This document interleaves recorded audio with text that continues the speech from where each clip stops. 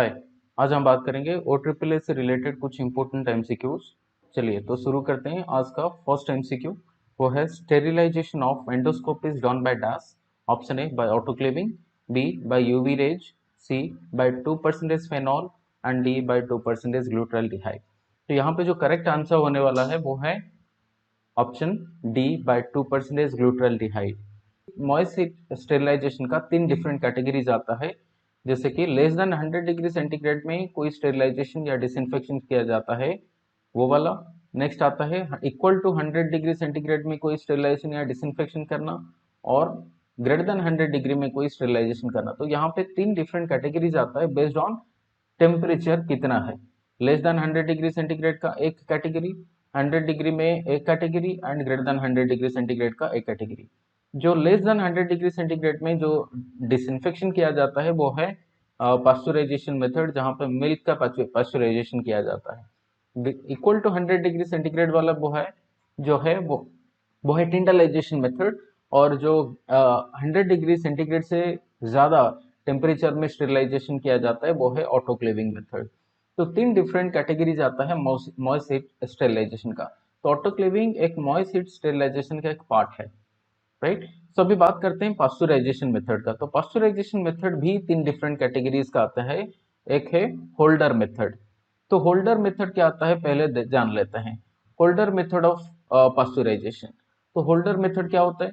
Holder method वो है जहां पर 63 डिग्री सेंटीग्रेड टेम्परेचर में 30 मिनट्स तक स्टेरिलाइजेशन या डिसइंफेक्शन किया जाता है, उसको बोलते हैं होल्डर मेथड करके।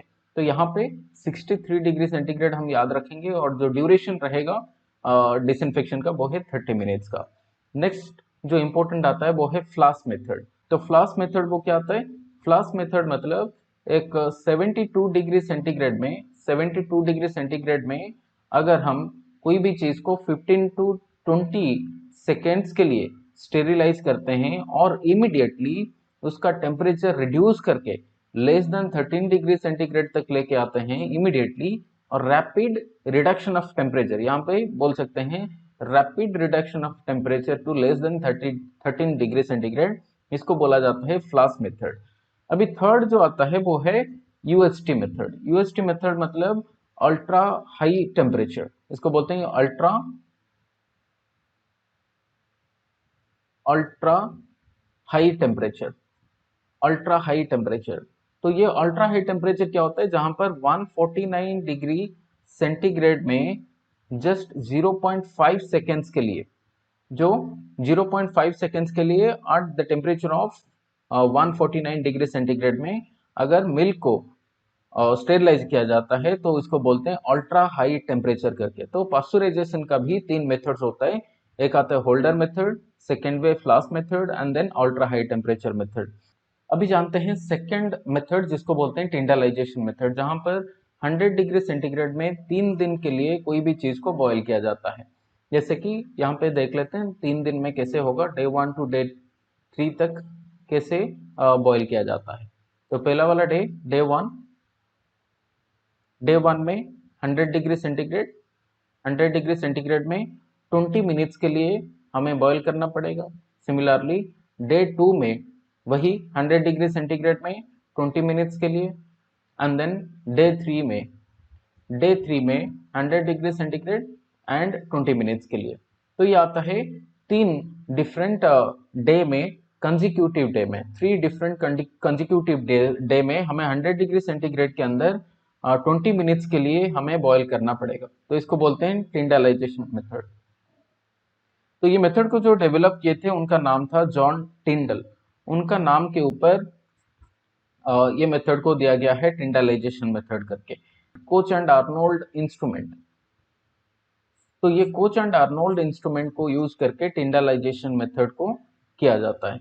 अभी नेक्स्ट बात करेंगे ऑटोक्लेविंग के बारे में। तो ऑटोक्लेविंग के बारे में बात करते हैं, जहां पर ग्रेटर देन 100 डिग्री सेंटीग्रेड में कोई भी चीज को ऑटोक्लेव किया जाता है। पहले ऑटोक्लेव क्या जान लेते हैं। ऑटोक्लेव मतलब steam under pressure. Steam under pressure is called as autoclave. तो ऑटोक्लेविंग के लिए जो टेम्परेचर होगा वो डेफिनेटली 100 डिग्री सेंटीग्रेड से तो ऊपर होगा, तो यहाँ पे जो टेम्परेचर होगा वो होगा 121 डिग्री सेंटीग्रेड, और इसका जो ड्यूरेशन रहता है 121 डिग्री सेंटीग्रेड को कितना टाइम के लिए हम मतलब रखेंगे, वो है 15 टू 20 मिनट्स के लिए। एंड जो प्रेशर रहेगा वो प्रेशर होगा 15 psi। 15 psi प्रेशर के अंदर हमें क्या करना पड़ेगा, ऑटोक्लेव करना पड़ेगा। और यहाँ पे टेम्परेचर रहेगा 121 डिग्री सेंटीग्रेड एंड ड्यूरेशन रहेगा 15 टू 20 मिनट्स के लिए। प्रेशर 15 psi के मतलब 15 psi रहेगा प्रेशर। अभी अगर हमें दूसरा जल्दी और भी करना है तो फिर हमें टेम्परेचर को बढ़ा के और प्रेशर थोड़ा बढ़ा के जल्दी भी ऑटोक्लेव कर सकते हैं, ड्यूरेशन को कम कर सकते हैं। इसके लिए जो टेम्परेचर लगता है और भी थोड़ा रैपिड ऑटोक्लेव के लिए, वो है 134 डिग्री सेंटीग्रेड को मतलब 134 डिग्री सेंटीग्रेड के अंदर हमें कुछ 3 मिनट्स के लिए हमें ऑटोक्लेव करना पड़ेगा। और यहाँ पे जो प्रेशर रहेगा वो प्रेशर रहेगा 30 psi। तो ये आता है ऑटोक्लेव का दो डिफरेंट मेथड्स। नंबर वन, एक 121 डिग्री सेंटीग्रेड में 15 टू 20 मिनट्स तक ऑटोक्लेव करना पड़ेगा और प्रेशर रहेगा 15 psi। और सेकंड वाला जो मेथड है और रैपिडली 3 मिनट्स के अंदर हो सकता है और टेम्परेचर रहेगा 134 डिग्री सेंटीग्रेड एंड प्रेशर रहेगा 30 psi। तो ये आता है ऑटोक्लेव का डिफरेंट मेथड्स। अभी ऑटोक्लेव के लिए क्या क्या चीज को हम ऑटोक्लेव कर सकते हैं। नंबर वन, एक आता है dressing, then linens। Number third, non-sharp metallic instruments।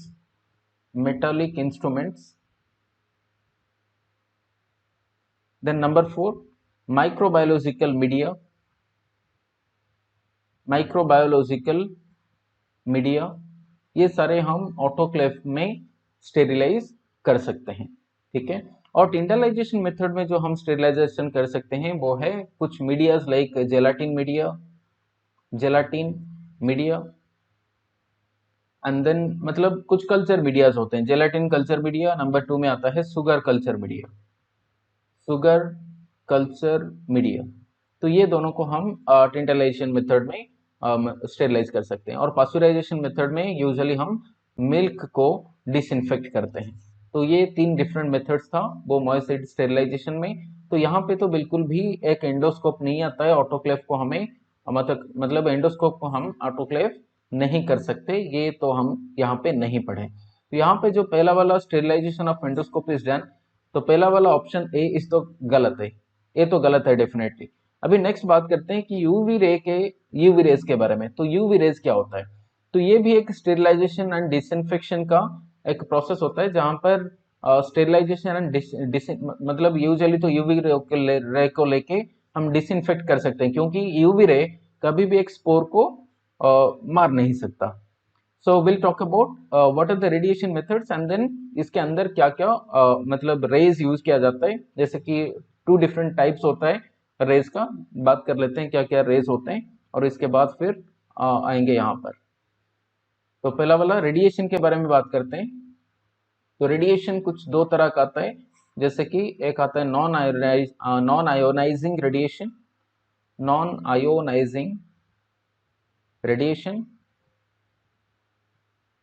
And दूसरा आता है आयोनाइजिंग रेडिएशन। तो दो तरह का रेडिएशन आता है। तो नॉन आयोनाइजिंग रेडिएशन के अंदर आता है UV ray and ionizing radiation के अंदर आता है गामा रे। तो ये दो डिफरेंट टाइप्स का रेज यूज किया जाता है डिसइंफेक्शन एंड स्टेरिलाइजेशन के लिए। बेसिकली अभी यूवी रे के बारे में बात करते हैं। तो यूवी रे क्या होता है, तो यूवी रे के अंदर क्या होगा, नंबर वन, तो ये बेसिकली एक डीएनए डैमेजिंग टाइप का है। मतलब कोई भी बैक्टीरिया एंड वायरस को अगर एक्सपोज करेंगे हम यूवी रे को, मतलब बैक्टीरिया को यूवी रे के ऊपर एक्सपोज करेंगे तो फिर ये डेफिनेटली डीएनए डैमेज कर लेगा वो बैक्टीरिया का या कोई माइक्रो ऑर्गेनिज्म का। तो ये डीएनए डैमेजिंग प्रॉपर्टी इसका होता है, वो ionising non ionising radiation UV ray का। सिमिलरली गामा रे का भी वही सिमिलर एक्शन है, वो भी डीएनए को डैमेज कर सकता है। अभी बात करेंगे कि दोनों में से कौन सा स्पोर को मार सकता है। ये तो मतलब डीएनए डैमेज करके माइक्रो ऑर्गेनिज्म को मार सकता है, लेकिन ये यूवी रे एक स्पोरोसाइडल नहीं है, इसको बोलते हैं नॉन स्पोरोसाइडल। मतलब ये स्पोर को मार नहीं सकता, कोई भी मतलब स्पोर को डैमेज नहीं कर सकता, नॉन स्पोरोसाइडल। लेकिन अगर बात करेंगे आयोनाइजिंग रेडिएशन या गामा रेडिएशन के लिए के बारे में, तो ये स्पोरोसाइडल होता है, मतलब स्पोर को भी मार सकता है, स्पोरोसाइडल। तो ये आता है UV ray, I mean gamma ray के बारे में। तो यूवी रे एक नॉन स्पोरोसाइडल होता है, गामा रे एक स्पोरोसाइडल होता है।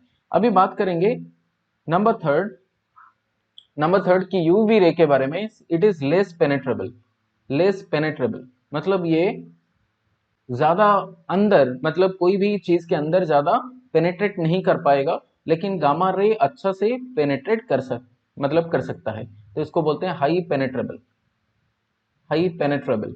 इसको कभी कभी बोलता है कोल्ड स्टेरिलाइजेशन करके, गामा रेज को बोलते हैं कोल्ड स्टेरिलाइजेशन। ठीक है, अभी बात करेंगे यूवी रेज के अंदर हमें मतलब हम क्या क्या डिसइंफेक्ट कर सकते हैं, क्योंकि यहाँ पे मैं डिसइंफेक्ट टर्म यूज कर रहा हूँ क्योंकि ये नॉन स्पोरोसाइडल है, इसीलिए डिसइंफेक्शन बोल रहा हूँ मैं। फिर नेक्स्ट आता है क्या क्या चीज को हम यहाँ पे डिसइंफेक्ट कर सकते हैं थ्रू यूवी रेज। पहला वाला, एक तो hospital cabinets and then corridors. तो ये सारे हम डिसइंफेक्ट कर सकते हैं यूजिंग यूवी रे। पर ये गामा रे को यूज करके हम स्टेरिलाइज कर सकते हैं। तो क्या क्या स्टेरिलाइज कर सकते हैं, जैसे कि ग्लोब्स एंड देन बोल सकते हैं syringes, IV sets, catheter, glasswares, sutures,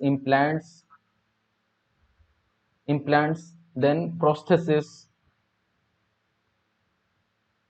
then contraceptive devices,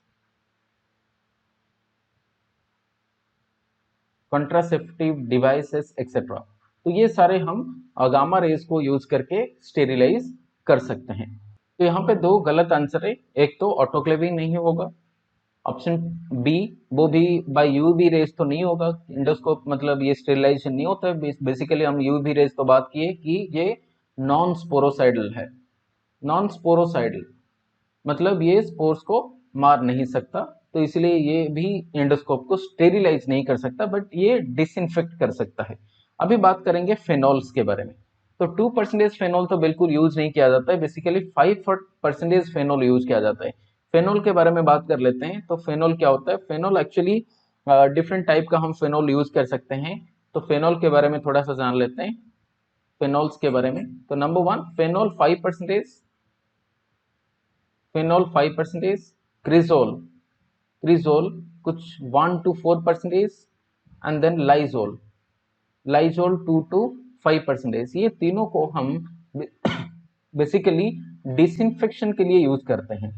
disinfectant disinfectant as a disinfectant हम यूज करते हैं, किसके लिए, मतलब कोई भी फ्लोर को डिसइंफेक्ट करने के लिए ये तीनों को यूज किया जा सकता है। Number one phenol, number two cresol 1 to 4%, number three Lysol 2 to 5%। इसको छोड़ के और भी कुछ फेनॉल्स होते हैं जिसको हम यूज कर सकते हैं as antiseptics and other things, जैसे कि फॉर एग्जांपल अदर अदर्स। तो इसके अंदर जो फेनॉल्स आएंगे वो है, जैसे कि फॉर एग्जांपल आते हैं क्लोरोहेक्सिडीन को हम यूज कर सकते हैं as antiseptic and also as we can use as hand disinfectant। And also chlorhexidine को as माउथ वॉश भी यूज किया जाता है। तो ये तीनों काम होता है क्लोरोहेक्सिडीन का, जो कि एक फेनॉल भी होता है। नंबर टू आता है लाइजोल का, आई मीन सॉरी मतलब सावलॉन का। सावलॉन सावलॉन का जो कंपोजिशन होगा वो है क्लोरोहेक्सिडीन प्लस सेट्रिमाइड। ये भी कुछ बाथिंग के लिए यूज किया जाता है, ये भी कुछ हद तक डिसइंफेक्टेंट जैसा काम करेगा। अभी नेक्स्ट आता है थर्ड, जो कि डेटॉल है। तो इसका अगर कंपोजिशन देखें तो ये आता है क्लोरोक्सीलिनोल। तो क्लोरोक्सीलिनोल भी एक मतलब कुछ हद तक डिसइंफेक्टेंट जैसा काम करता है। तो ये आता है डिफरेंट टाइप का फेनॉल्स के बारे में। तो ये डेफिनेटली फेनॉल्स तो एंडोस्कोप का स्टेरिलाइजेशन के लिए यूज नहीं किया जाता है। बेसिकली ये तो 2% फेनॉल नहीं, 5% फेनॉल को यूज किया जाता है इसके लिए फॉर फ्लोर डिसइंफेक्शन। अभी बात करेंगे तो लास्ट वाला जो कि 2% ग्लूट्रैल्डिहाइड है। तो पहले जानेंगे कि अल्डिहाइड क्या होता है एंड देन बात करेंगे डिफरेंट टाइप का अल्डिहाइड का काम क्या होगा। तो पहला वाला अल्डिहाइड है वो है फॉर्मल्डिहाइड, जो कि 40% ऑफ फॉर्मल्डिहाइड यूज किया जाता है किसके लिए, फ्यूमिगेशन के लिए। फ्यूमिगेशन के लिए फॉर्मल्डिहाइड को यूज किया जाता है 40% फॉर्मल्डिहाइड किसका फ्यूमिगेशन के लिए, ओटी एंड वार्ड्स का फ्यूमिगेशन के लिए यूज किया जाता है फॉर्मल्डिहाइड को। सिमिलरली दूसरा एक अल्डिहाइड है जिसका नाम है ग्लूट्रल्डिहाइड, जो कि 2% ग्लूट्रल्डिहाइड, जो कि साइडेक्स इसका नाम है। तो साइडेक्स या 2% ग्लूट्रल्डिहाइड को यूज किया जाता है फॉर स्टेरिलाइजेशन ऑफ मतलब different instruments and all. So will talk about कि इसके अंदर क्या क्या, ग्लूट्रल्डिहाइड के अंदर क्या क्या स्टेरिलाइजेशन हम कर सकते हैं। जैसे कि for example cystoscope, then bronchoscope and then endoscope. ये सारे चीज को हम क्या कर सकते हैं, स्टेरिलाइज कर सकते हैं यूजिंग ग्लूट्रल्डिहाइड। उसके साथ साथ हम कोई कोरुगेटेड ट्यूब को एंड ईटी ट्यूब को भी हम स्टेरिलाइज कर सकते हैं यूजिंग ग्लूट्रल्डिहाइड। यहाँ पे हमें समझ में आ गया ऑप्शन मतलब क्वेश्चन नंबर 1 का जो चारों ऑप्शन से जो करेक्ट आंसर होगा वो है 2% ग्लूट्रल्डिहाइड। अब यहाँ पे समझ में आ गया ऑटोक्लेविंग तो बिल्कुल है नहीं, यूवी रेस तो एक डिसइंफेक्टेंट है और 2% फेनॉल तो यूज नहीं किया जाता है, वो 5% फेनॉल है जो कि डिसइंफेक्टेंट यूज किया जाता है कोई भी फ्लोर को क्लीन करने के लिए। नेक्स्ट क्वेश्चन की तरफ। यहाँ पे क्वेश्चन पूछा है the normal platelet count in human blood is about dash. Option A 70,000 to 90,000 millimetre cube blood, option B 150,000 to 450,000 mm cube blood, option C 50,000 to 350,000 mm cube blood, option D 4,000 to 11,000 mm cube blood. तो यहाँ पे जो correct answer होने वाला है वो है option B. तो यहाँ पे थोड़ा सा कुछ नॉर्मल वैल्यूज बात कर लेते हैं आरबीसी का नॉर्मल काउंट्स। तो टोटल सेल काउंट अगर बात करें आरबीसी का वो कुछ आता है मेल केस में, तो वो मेल केस में आता है 4.5 to 6.0 मिलियन पर माइक्रोलीटर। अगर वही सेम आरबीसी का काउंट फीमेल केस में बात करें तो वो आता है 4 to 5 मिलियन पर माइक्रोलीटर। अगर बात करें डब्ल्यूबीसी का तो डब्ल्यूबीसी का काउंट आता है 4.5 से लेके 11,000 पर माइक्रोलीटर। अगर बात करेंगे हम प्लेटलेट का तो प्लेटलेट का काउंट कुछ आएगा 1.5 लाख टू 4.5 लाख पर माइक्रोलीटर।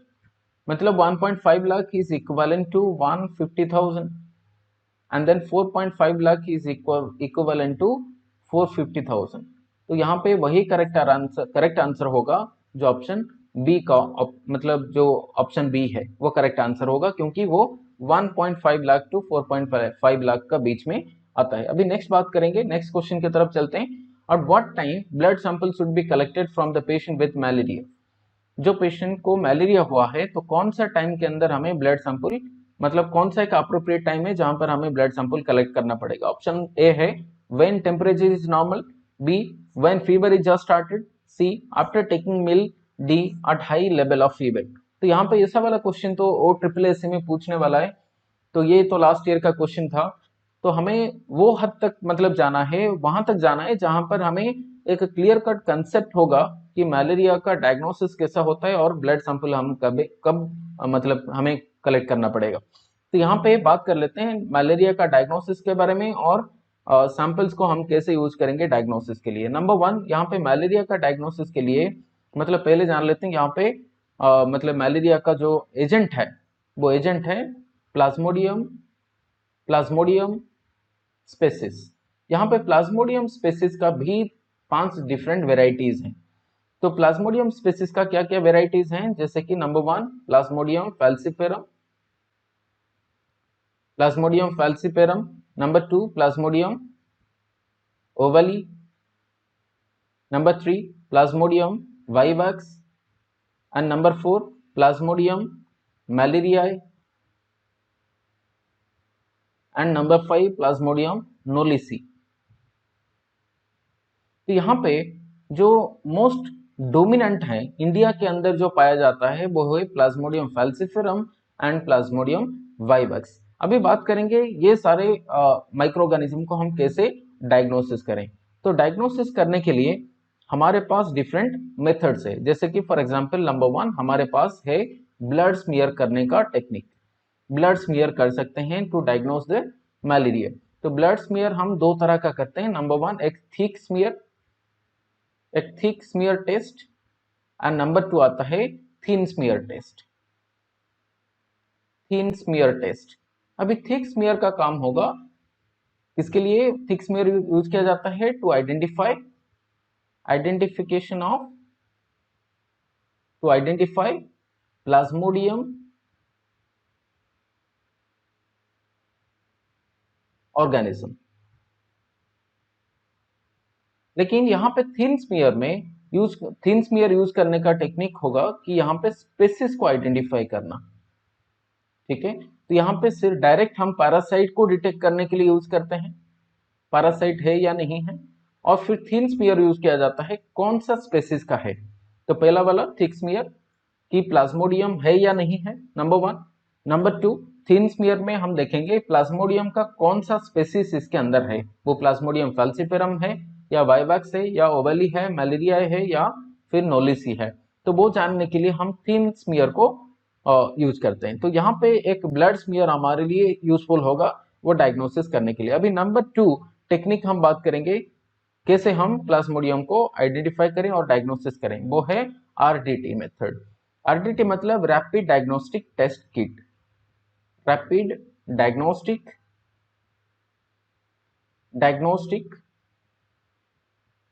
Test kit.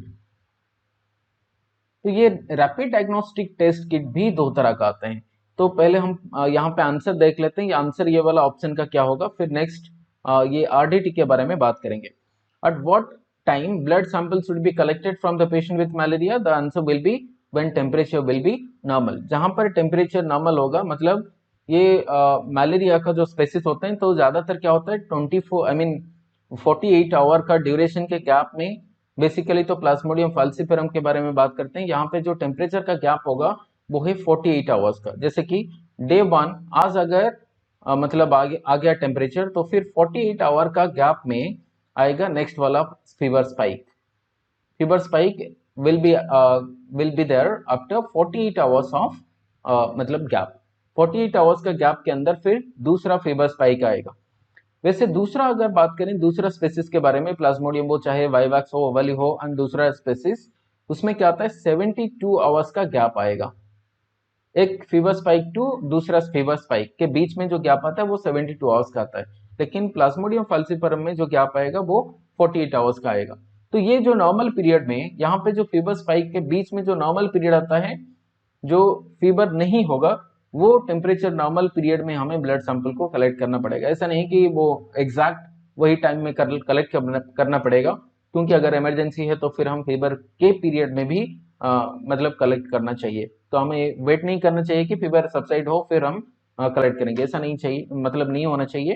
तो हमें फीवर बेसिकली जो कलेक्ट किया जाता है वो बिटवीन द फीवर, जहां पर एक फीवर स्पाइक नहीं होगा, नॉर्मल टेम्परेचर होगा, वही दौरान होता है जहां पर हमें कलेक्ट करना चाहिए टेम्परेचर को। अभी बात करते हैं दो डिफरेंट टाइप का मलेरिया किट या RDT kit.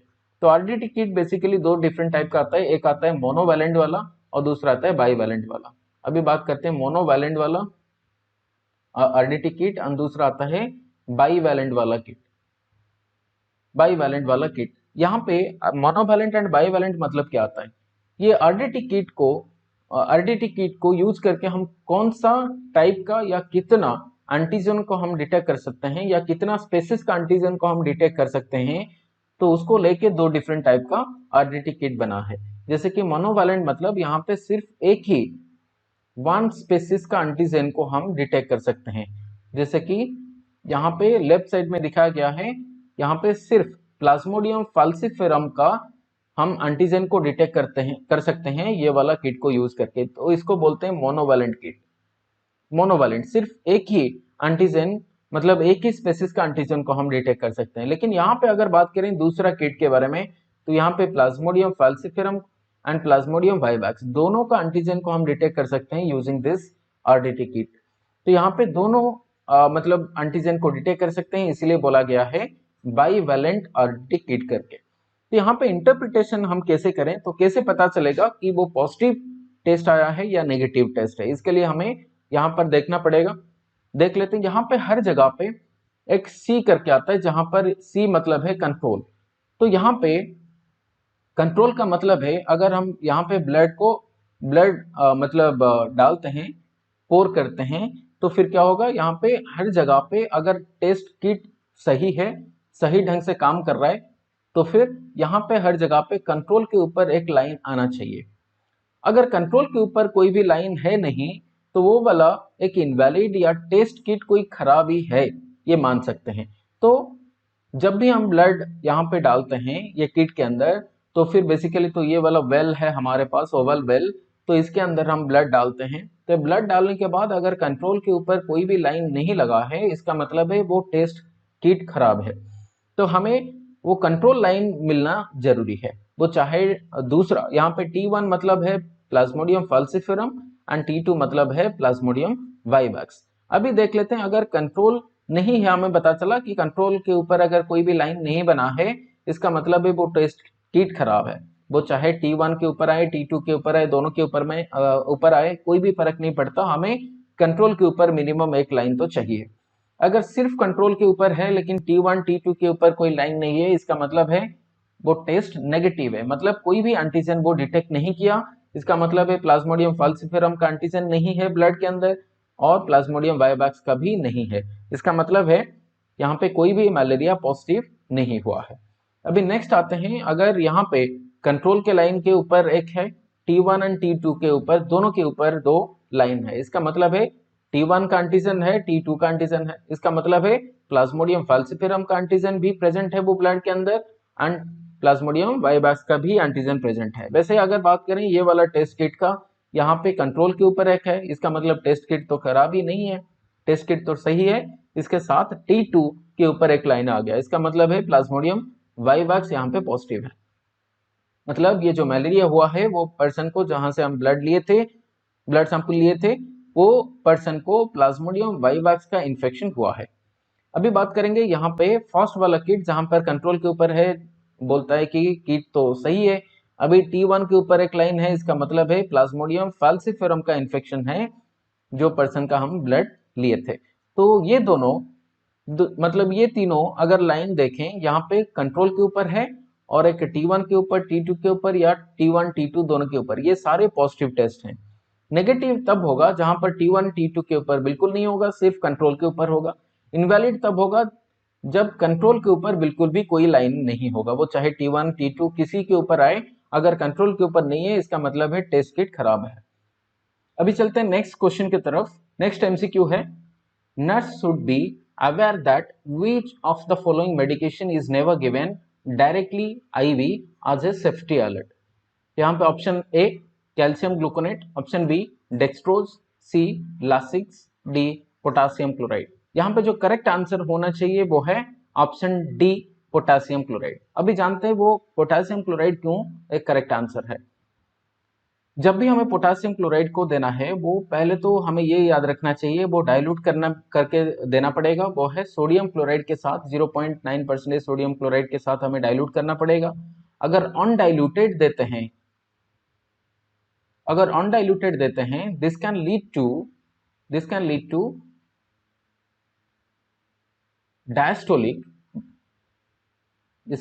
Diastolic, cardiac arrest. और इसके साथ साथ इसका और दूसरा एक साइड इफेक्ट है जिसको बोलते हैं थ्रोम्बोफ्लेबाइटिस। तो ये दोनों के वजह से, ये दो साइड इफेक्ट के वजह से इसको आईवी बिल्कुल नहीं देना चाहिए। अगर देते हैं तो फिर ये डायस्टोलिक कार्डियक अरेस्ट करेगा और थ्रोम्बोफ्लेबाइटिस करेगा। तो डायस्टोलिक कार्डियक अरेस्ट मतलब क्या होता है? डायस्टोलिक मतलब रिलैक्स होना।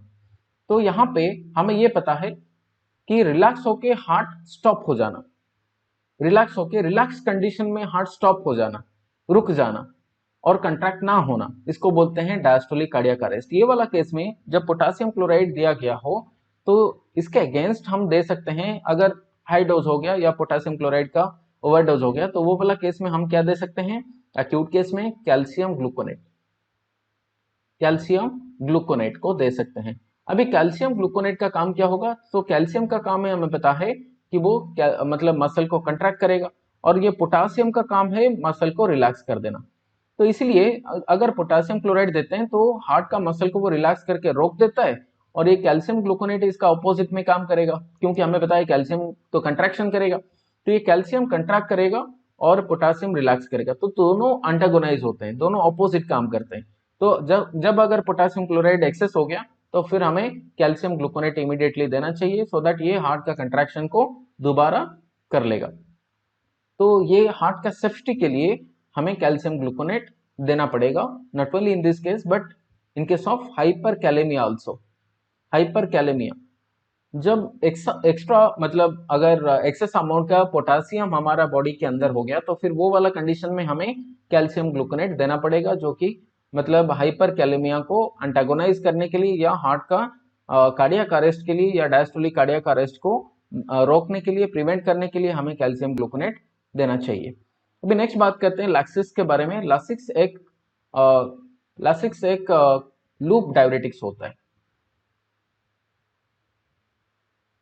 अदरवाइज इसको बोलते हैं हाई सीलिंग डायरेटिक्स करके, हाई सीलिंग डायरेटिक्स। और इसके साथ साथ लूप डायरेटिक्स या हाई सीलिंग डायरेटिक्स के साथ साथ इसको कभी कभी बोला जाता है वाटर पिल्स करके, ठीक है। तो अगर कंपोजिशन देखें लासिक्स का तो वो कंपोजिशन है फुरोसेमाइड, फुरोसेमाइड, एंड ये हर एक ml में या पर ml आता है 10 mg, 10 mg पर ml। इसका मतलब है 2 ml में 20 mg का होगा फुरोसेमाइड इन लासिक्स, ठीक है। तो इसको हम IM IV दोनों दे सकते हैं। अभी देखते हैं फुरोसेमाइड के बारे में या लासिक्स के बारे में। तो ये एक तो डायरेटिक्स है जहां पर लूप ऑफ फेनल में काम करेगा, और बेसिकली लासिक्स का काम है to reduce sodium reabsorption, sodium reabsorption को रिड्यूस कर देना। अगर सोडियम रीअब्जॉर्प्शन को रिड्यूस करेगा तो ये ज्यादा सोडियम क्या होगा? एक्सक्रीट होने लगेगा, एक्सक्रीट होगा, और इसके साथ साथ क्या होगा? वाटर भी बाहर जाएगा। तो इसलिए ज्यादा से ज्यादा वाटर बाहर जाएगा when we are giving Lasix या फुरोसेमाइड। तो ये एक टाइप का डायरेटिक्स है, तो जहां पर लूप ऑफ फेनल के ऊपर ये काम करता है। तो इसके साथ साथ तो एक्सक्रीट करने वाला जो चीज आता है वो सिर्फ सोडियम नहीं है, वो एक्सक्रीट करता है और किसको? एक्सक्रीट करता है पोटासियम को, इसके साथ साथ कैल्शियम को एंड मैग्नीशियम को। अगर मानते हैं हम लासिक्स या फुरोसेमाइड दे दिए तो वो वाला केस में क्या होगा? ये तो सोडियम का रिअब्जॉर्प्शन नहीं होगा, सोडियम तो बाहर जाएगा, उसके साथ साथ पोटासियम भी चला जाएगा, and that will lead to hypokalaemia, hypokalaemia. उसके साथ साथ अगर कैल्शियम का बारे में बात करें तो कैल्शियम भी एक्सक्रीट होता है, तो होगा हाइपोकैल्सेमिया, एंड मैग्नीशियम जाता है तो होगा माई हाइपोमैग्नीशियमिया। तो ये तीनों डिफरेंट साइड इफेक्ट्स होता है या एडवर्स इफेक्ट होता है लासिक्स का या फुरोसेमाइड का। इसे इसके साथ साथ कुछ लूप डायरेटिक्स का भी साइड इफेक्ट होता है जिसको बोलते हैं ऑटोटॉक्सिसिटी, ठीक है। तो ये लासिक्स का कुछ important functions and side effect के बारे में था। अब लासिक्स को हम आईवी दे सकते हैं, तो कब हम आईएम या आईवी देंगे तो वो हमें जानना जरूरी है, सो दैट हम ये मतलब क्वेश्चन को सॉल्व करें। तो लासिक्स को आईएम आईवी कब देंगे? नंबर वन कंडीशन जो है वो है रेनल इनसफिशियंसी, रेनल इनसफिशियंसी। तो ये वाला केस में हम आईएम और आईवी दे सकते हैं, और इसका मैक्सिमम डोज होगा 200 mg, जो कि हम आईवी या फिर आईएम दे सकते हैं। वैसे रेनल इनसफिशियंसी को छोड़ के फिर हम दे सकते हैं पल्मोनरी इडिमा केस में। पल्मोनरी इडीमा केस में भी हम आईवी दे सकते हैं और इसका डोज होगा कुछ 40 टू 80 mg। ठीक है, और नेक्स्ट नंबर थर्ड कंडीशन जो केस में हम दे सकते हैं लासिक्स को आईवी, वो है CHF, कंजेस्टिव हार्ट फेलियर। ये वाला केस में हम कुछ इनिशियली 20 टू 40 mg दे सकते हैं लासिक्स, जो कि कंजेस्टिव हार्ट फेलियर केस में दे सकते हैं। तो ये आईवी देना मतलब कोई बड़ी बात है नहीं, ये सेफ्टी के लिए लासिक्स को, मतलब सेफ्टी कंसर्न के लिए लासिक्स का कुछ ऐसा है नहीं साइड इफेक्ट जो कि हम नहीं दे सकते करके। पोटेशियम क्लोराइड का बहुत ज्यादा इंपॉर्टेंट साइड इफेक्ट्स होता है, जैसे कि मैंने बात किया कि डायस्टोलिक कार्डियक अरेस्ट, इसके लिए पोटेशियम क्लोराइड को basically as per safety alert हम आईवी डायरेक्ट नहीं देते हैं। अगर देना चाहते हैं तो फिर हमें डाइल्यूट करके देना पड़ेगा विथ सोडियम क्लोराइड 9% या आइसोटोनिक सोडियम क्लोराइड या 0.9% सोडियम क्लोराइड के साथ इसको डाइल्यूट करके देना पड़ेगा। अभी नेक्स्ट आता है डेक्सट्रोज आईवी सॉल्यूशन। तो D5 तो बेसिकली हम आईवी इन्फ्यूजन देते हैं, तो इसका कोई उतना साइड इफेक्ट बड़ा होता नहीं है, जिसके लिए हमें एक कंसर्न रहेगा सेफ्टी का। नेक्स्ट आते हैं कैल्शियम ग्लूकोनेट के बारे में। कैल्शियम ग्लूकोनेट भी एक इम्पोर्टेंट ड्रग होता है, इमरजेंसी ड्रग होता है, जो कि एक तो अक्यूट हाइपरकैलेमिया केस में देंगे, अक्यूट हाइपरकैलेमिया केस में देंगे, और इसका रीजन है to protect the heart, to protect the heart from diastolic cardiac arrest.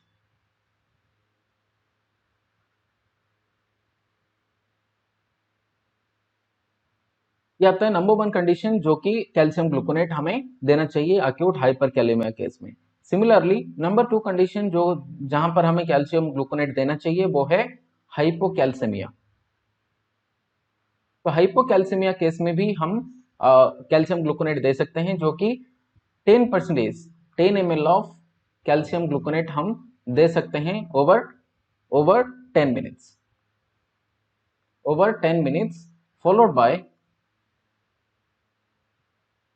Followed by slow infusion.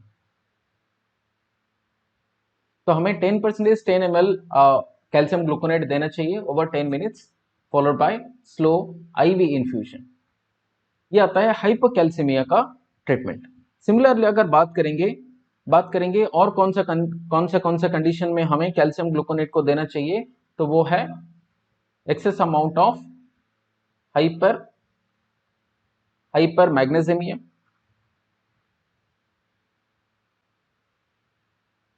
Number 2 और कौन सा कंडीशन में दे सकते हैं, अगर मैग्नीशियम सल्फेट का टॉक्सिसिटी हुआ, मैग्नीशियम सल्फेट टॉक्सिसिटी केस में भी दे सकते हैं। ठीक है, तो ये सारे कंडीशंस होते हैं जहां पर कैल्शियम ग्लूकोनेट हम दे सकते हैं, और ये भी हम आईवी दे सकते हैं। यहाँ पर उतना सेफ्टी अलर्ट हमें नहीं चाहिए। तो इंपॉर्टेंट चीज हम जो बात की calcium gluconate and dextrose and Lasix and potassium chloride के बारे में, तो पहला वाला कैल्शियम ग्लूकोनेट को हम आईवी देते हैं। कौन सा कंडीशन अभी मैंने बात किया, एक तो hypocalcemia, then hyperkalemia and then hyper magnesemia, and then अगर मैग्नीशियम सल्फेट का टॉक्सिसिटी हुआ तो वो वाला कंडीशन में हमें कैल्शियम ग्लूकोनेट देना चाहिए। और कभी कभी हम कैल्शियम चैनल ब्लॉकर का ओवरडोज हुआ तो फिर हम कैल्शियम ग्लूकोनेट दे सकते हैं। डेक्सट्रोज तो बेसिकली हम आईवी देते हैं, एंड देन लासिक्स को हम आईवी दे सकते हैं कौन सा कंडीशन में, जैसे कि कंजेस्टिव हार्ट फेलियर में दे सकते हैं, और कौन सा कंडीशन में, जैसे कि पल्मोनरी एडिमा। वैसे पोटेशियम क्लोराइड की अगर बात करें, पोटेशियम क्लोराइड को हम कभी भी अनडाइल्यूटेड नहीं देते हैं, डाइल्यूट करके देंगे सोडियम क्लोराइड के साथ 0.9%। अगर अनडाइल्यूटेड देंगे तो फिर ये thrombophlebitis and diastolic cardiac arrest कर सकता है। तभी नेक्स्ट बात करेंगे MCQ, which of the following drugs that causes expulsion of gas from the intestinal tract. Intestinal tract से कौन सा ड्रग है जो कि गैस एक्सपल्शन करने के लिए हेल्प करेगा, या फिर जिसको बोलते हैं फ्लैटुलेंस को निकालने के लिए हेल्प करेगा। अभी option A laxative, B cathartics, C carminatives and D astringents. यहाँ पे जो करेक्ट आंसर होगा वो है कार्मिनेटिव्स, क्योंकि लैक्सेटिव एंड कैथार्टिक्स वो हैं जो कि बावेल को एवाक्युएट करने के लिए हेल्प करता है, बावेल एवाक्युएशन के लिए यूज किया जाता है। बावेल एवाक्युएशन के लिए बेसिकली लैक्सेटिव एक माइल्डर एक्शन होगा, माइल्ड एक्शन होगा, एंड कैथार्टिक्स का होगा स्ट्रॉन्ग एक्शन। और ये दोनों यूज होगा बावेल एवाक्यूएशन के लिए। तो बेसिकली ये तो काम नहीं करेगा एक्सपल्शन ऑफ गैस। तो कार्मिनेटिव्स होता है जो कि गैस एक्सपल्शन के लिए हेल्प करेगा, और ये इसको बोला जाता है एंटीस्पाज्मोडिक, कभी कभी एंटीस्पाज्मोडिक। ठीक है। तो कार्मिनेटिव अनीमिया, जहां पर मतलब not anaemia, enema, carminative enema जो कि एंटीस्पाज्मोडिक होगा, एंड एज वेल एज ये फ्लैटुलेंस को निकालने के लिए या गैसियस डिस्टेंशन को कम करने के लिए कार्मिनेटिव एनीमिया दिया जाता है या कार्मिनेटिव्स दिया जाता है। अभी बात करेंगे इसके लिए कौन सा सोल्यूशन यूज किया जाता है कार्मिनेटिव में। एक आता है टर्पेंटाइन ऑयल। टर्पेंटाइन ऑयल जो कि 8 to 16 ml का टर्पेंटाइन ऑयल यूज किया जाएगा। उसके साथ हम यूज करेंगे soap water.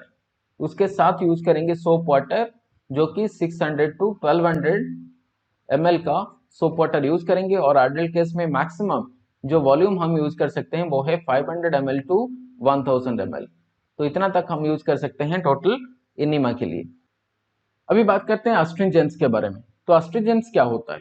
Astringents are any substance that cause contraction और श्रिंकेज ऑफ द टिश्यू। कोई अगर substance contraction and shrinkage of tissue करता है देन उसको बोलते हैं एस्ट्रिंजेंट्स करके। एग्जांपल जैसे कि टैनिक एसिड हुआ। तो टैनिक एसिड ब्लीडिंग गम के लिए यूज किया जाएगा as glycerine tannic acid. And then bleeding piles के लिए भी टैनिक एसिड को यूज किया जाता है, जैसे कि टैनिक एसिड सपोजिटोरियस।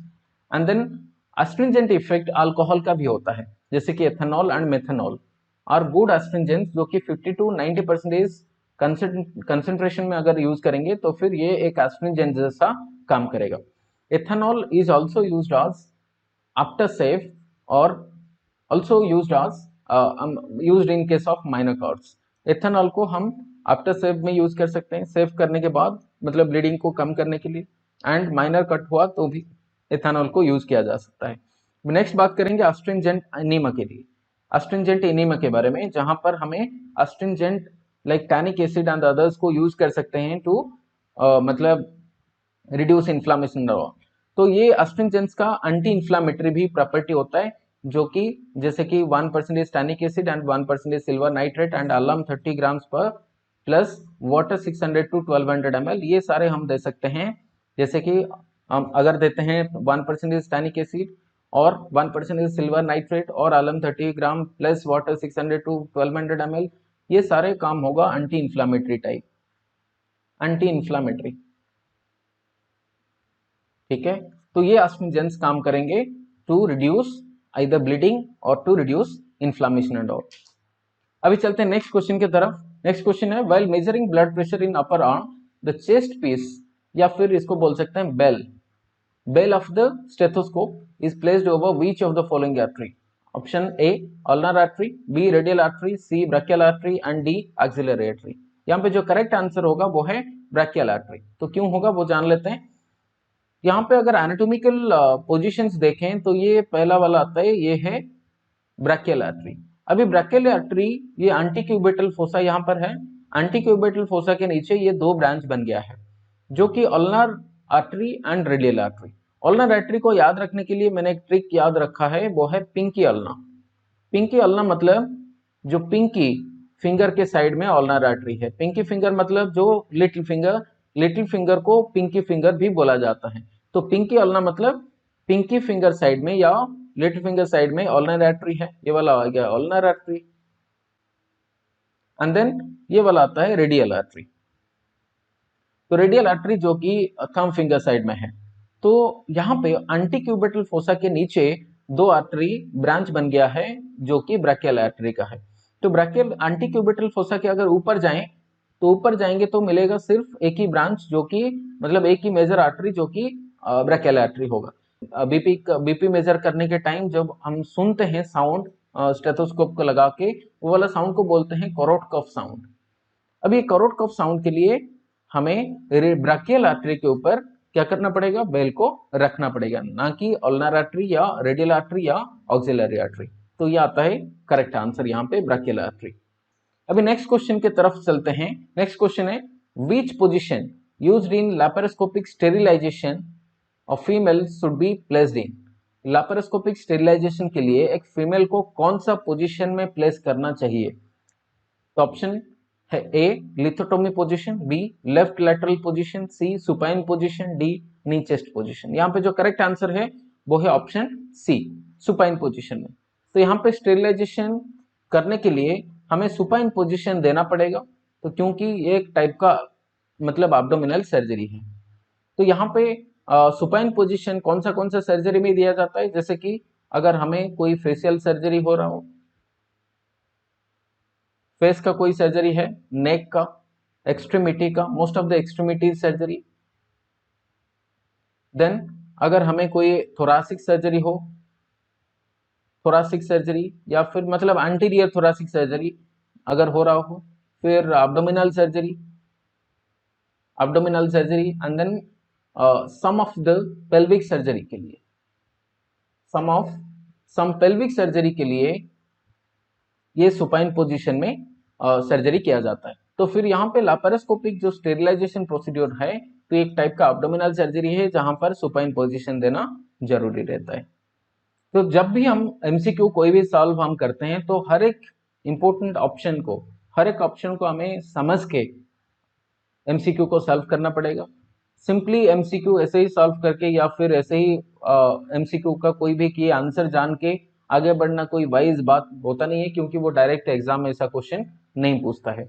अभी हमारा ओ ट्रिपल एस सी के लिए चल रहा है, कोचिंग क्लास चल रहा है, जो कि बहुत कम प्राइस में सिर्फ 1999 में पूरा ओ ट्रिपल एस सी एग्जाम खत्म होने तक, अभी तो हम पूरा वैलिडिटी बढ़ा दिए, अप्रोक्सीमेटली हम 6 मंथ्स तक इसका वैलिडिटी बढ़ा दिए। तो जब ज्वाइन करोगे तब से 6 मंथ्स तक इसका वैलिडिटी रहेगा। उसके साथ हम रिकॉर्डेड क्लास भी देते हैं, लाइव क्लास भी देते हैं। लाइव क्लास बेसिकली हम देंगे कुछ इंपॉर्टेंट एमसीक्यू, आज जैसे हम बात की एमसीक्यूज, वैसे इंपॉर्टेंट एमसीक्यू का क्लास रहेगा। उसके साथ हम एप्टीट्यूड का क्लास देंगे और उसके साथ साथ रीजनिंग का भी क्लास रहेगा, जो कि इंपॉर्टेंट ओ ट्रिपल एस एग्जाम में आता है। उसके साथ साथ हमारा प्लान बी के बारे में अगर बात करें तो वो AIIMS NORCET O triple S C and then वो बाकी सारे एग्जाम के लिए इम्पोर्टेंट रहता है। बाकी सारे एग्जाम के लिए भी एक ही कोर्स के साथ हो जाएगा, जो कि बाकी सारे कोचिंग क्लासेस में वो 12,000 रुपीज लेते हैं, हम सिर्फ 4,499 में पूरा एक साल का वैलिडिटी के साथ देते हैं। और इसके लिए इंस्टॉलमेंट ऑप्शन अवेलेबल है। अगर कोई क्वेरीज है, कोई भी क्वेश्चंस है तुम्हारे मन में पूछना है या फिर कोर्सेज के बारे में जानना है, तो फिर ये वाला नंबर पे 7377165165 एंड 665 पे कॉल कर सकते हो या फिर पूछ सकते हो कोई भी। ये वाला नंबर जो लिखा है नीचे 7377165665, ये वाला नंबर पे कॉल कर सकते हो। Thank you.